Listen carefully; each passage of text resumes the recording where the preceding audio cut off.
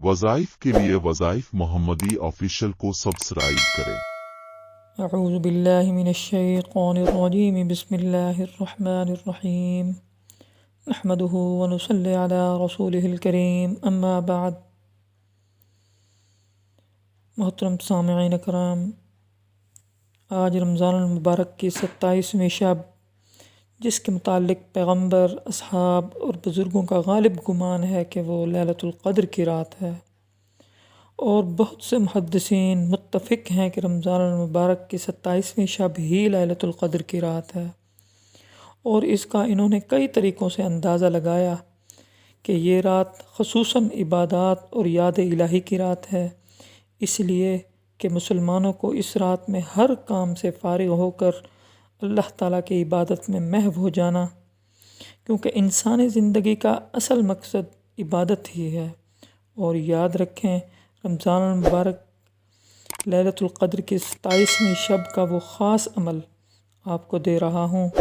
ये आपके लिए एक तोहफ़ा होगा, आपको इस तोहफ़े की हिफाजत करनी होगी, और अल्लाह पाक आपको बेइंतहा अरूज अता फ़रमाएंगे, और आपकी तमाम ज़रूरियात जो आपके ज़हन में होंगी वो ज़रूर पूरी होंगी। रमज़ानुल मुबारक की 27वीं शब को वैसे भी पूरी रात इबादत करते हैं।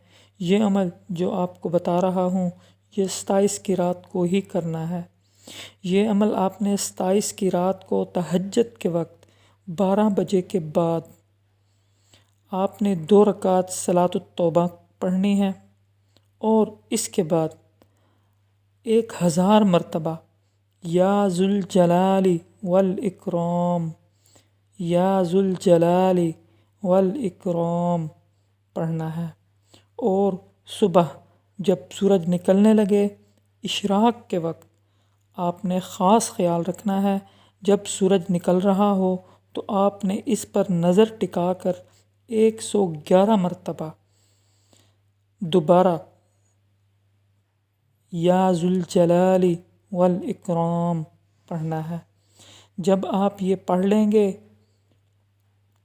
वो 1000 बार रात को पढ़ा हुआ, और ये 1111 मरतबा टोटल हो जाएगा।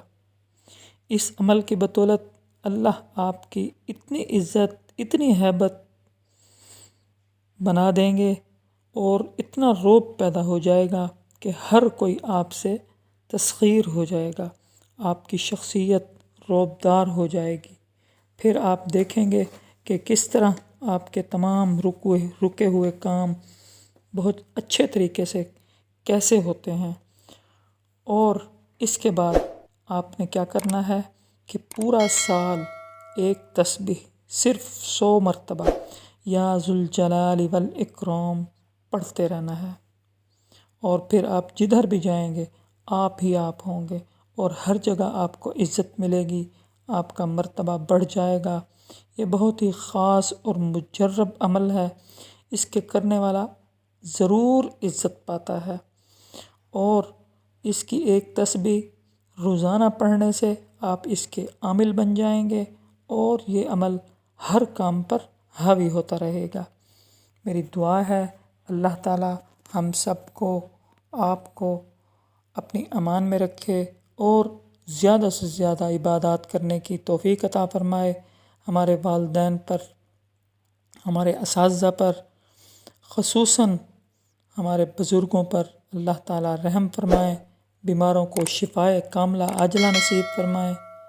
वमा अलैना इल्लल बलागुल मुबीन।